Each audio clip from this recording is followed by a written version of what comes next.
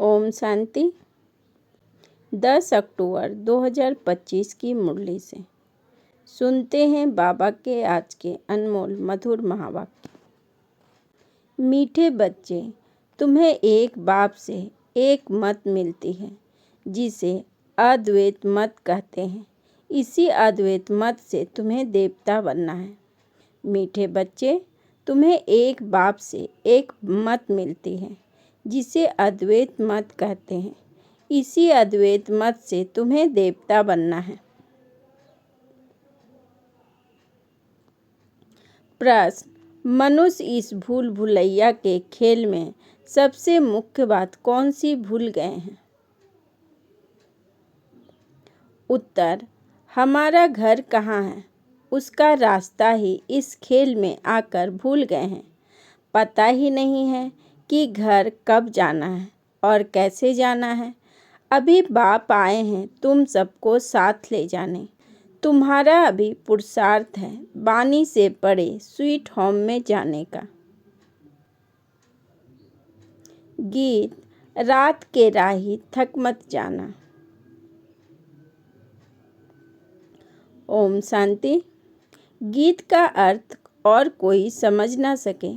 Drama plane अनुसार कोई गीत ऐसे बने हुए हैं मनुष्य के जो तुम्हें मदद करते हैं। बच्चे समझते हैं अभी हम सो देवी देवता बन रहे हैं। जैसे वह पढ़ाई पढ़ने वाले कहेंगे हम सो डॉक्टर बैरिस्टर बन रहे हैं। तुम्हारी बुद्धि में है हम सो देवता बन रहे हैं।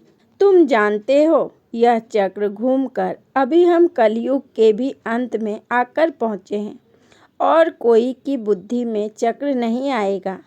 वह तो सतयुग को लाखों वर्ष दे देते हैं। तुम बच्चों को यह निश्चय है बरोबर यह 5000 वर्ष बाद चक्र फिरता रहता है। मनुष्य 84 जन्म ही लेते हैं।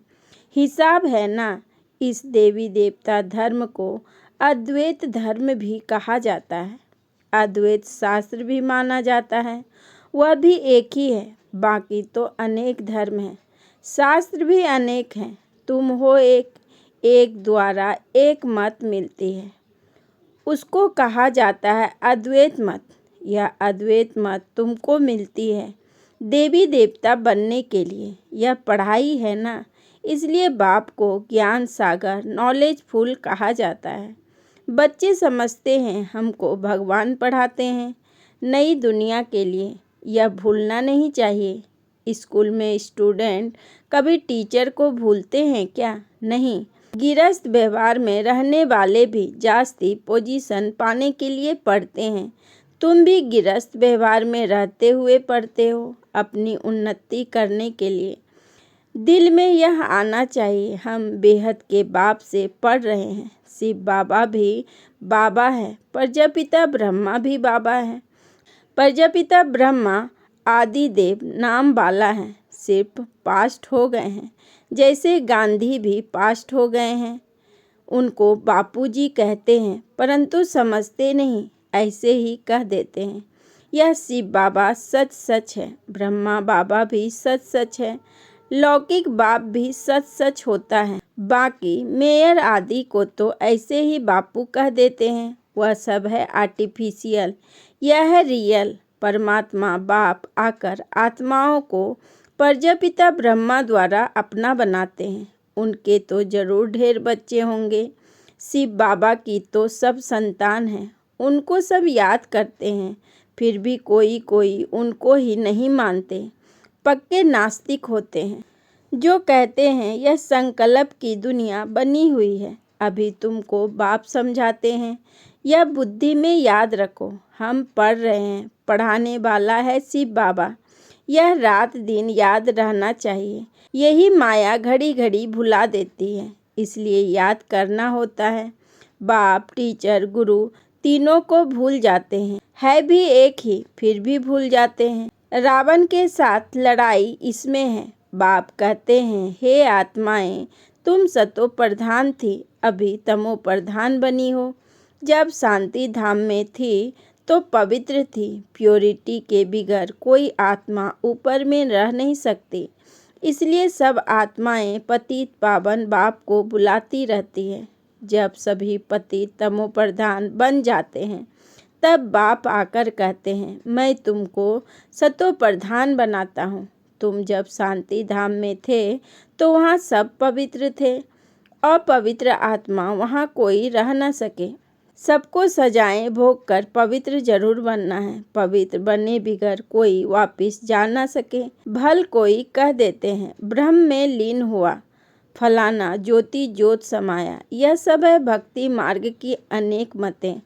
तुम्हारी यह है अद्वैत मत। मनुष्य से देवता तो एक बाप ही बना सकते हैं।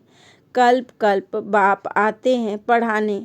उनकी एक्ट हूबहू कल्प पहले मुआफिक ही चलती है। यह अनादि बना बनाया ड्रामा है ना। सृष्टि चक्र फिरता रहता है। सतयुग, त्रेता, द्वापर, कलयुग, फिर है यह संगम युग।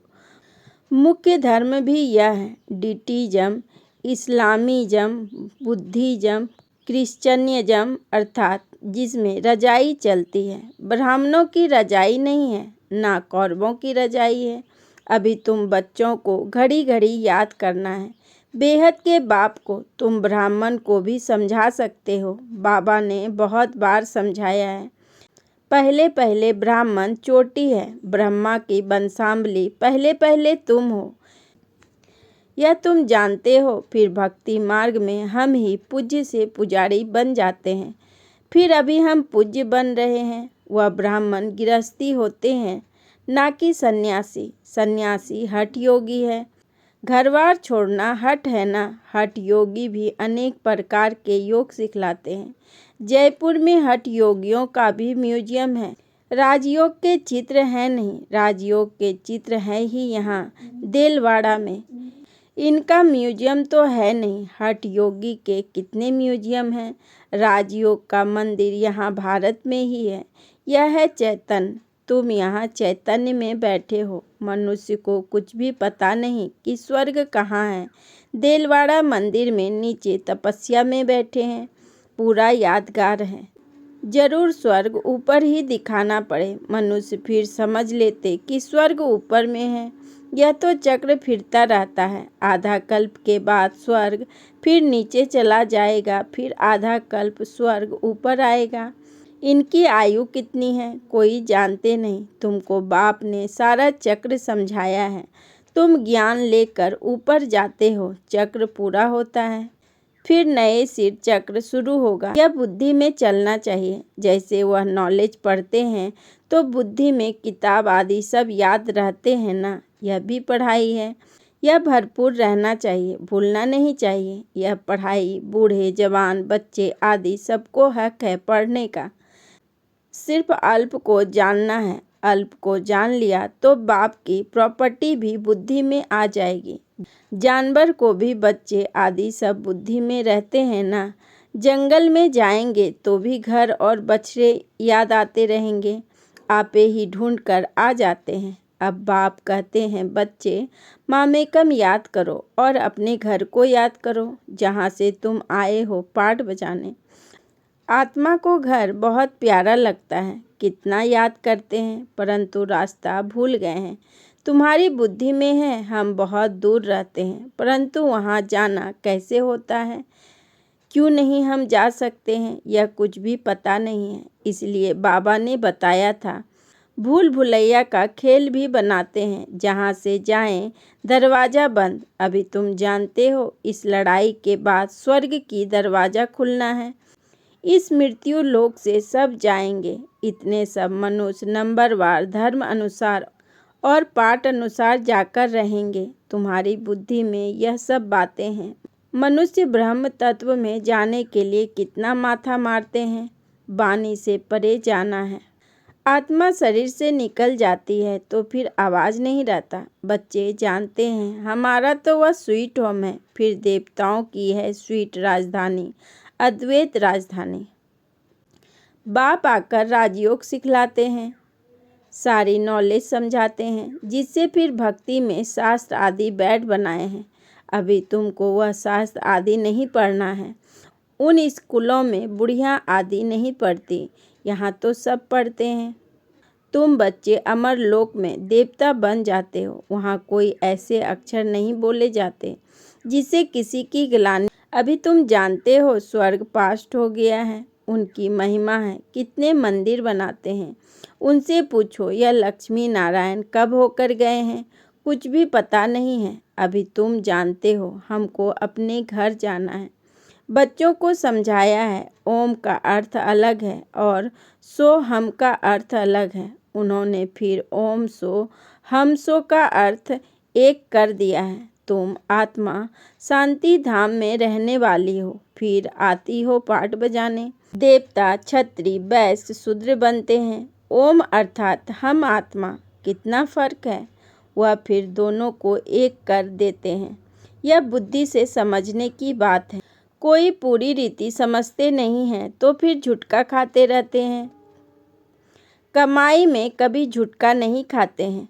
वह कमाई तो है अल्पकाल के लिए, यह तो आधा कल्प के लिए है। परंतु बुद्धि और तरफ भटकती है तो फिर थक जाते हैं, उबासी देते रहते हैं। तुमको आंखें बंद करके नहीं बैठना चाहिए।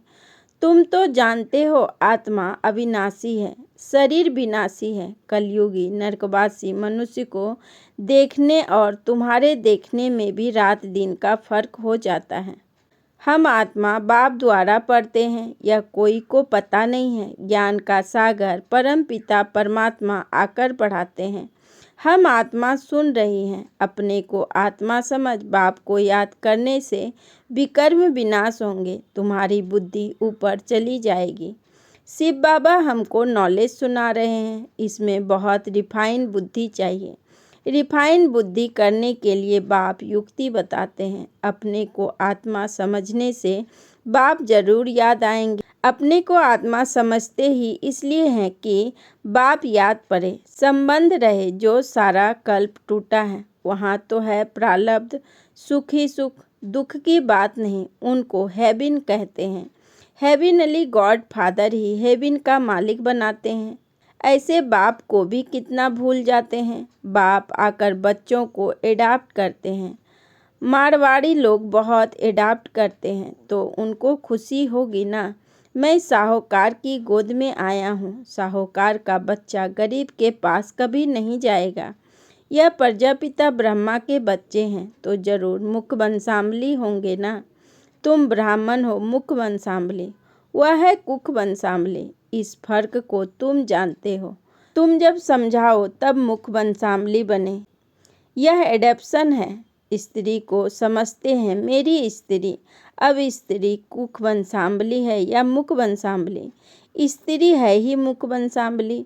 फिर जब बच्चे होते हैं वह है कुख वंशावली। बाप कहते हैं यह सब है मुख वंशावली।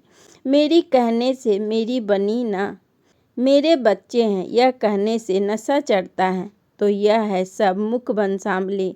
आत्माएं थोड़े ही मुख वंशावली है। आत्मा तो अनादि अविनाशी है।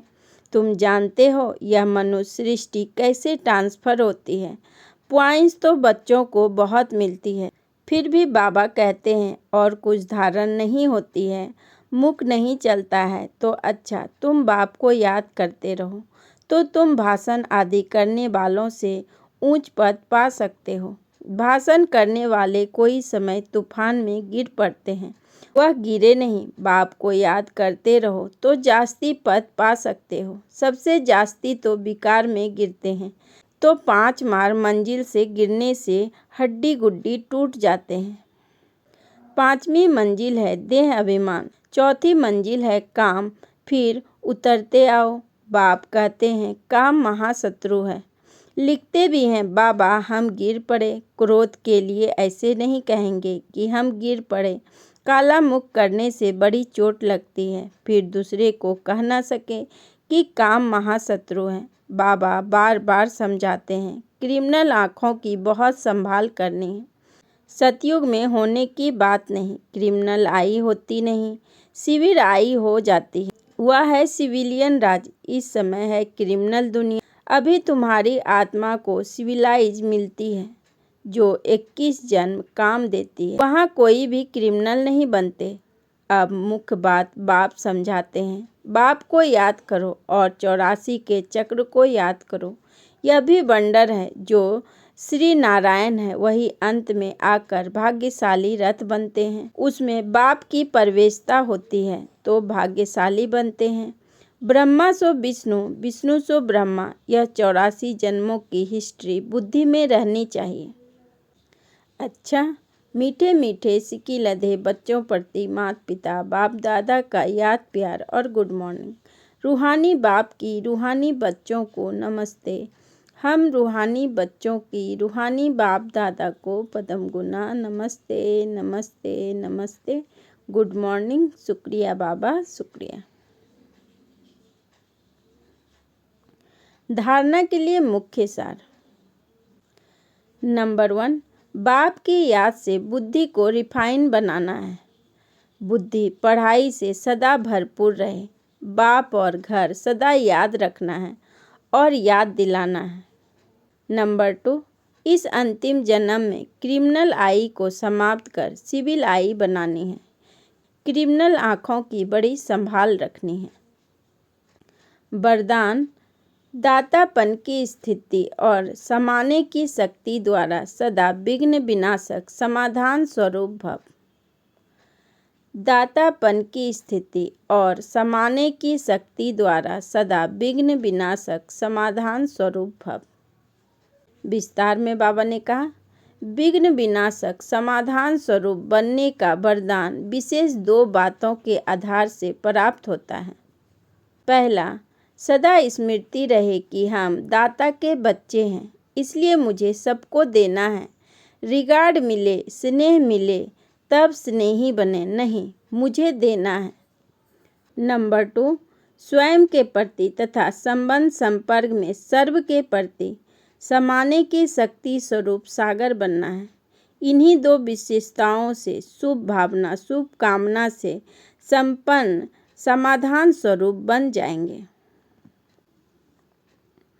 स्लोगन, सत्य को अपना साथी बनाओ तो आपकी नैया नाव कभी डूब नहीं सकती। सत्य को अपना साथी बनाओ तो आपकी नैया नाव कभी डूब नहीं सकती। अच्छा, ओम शांति, ओम शांति, ओम शांति।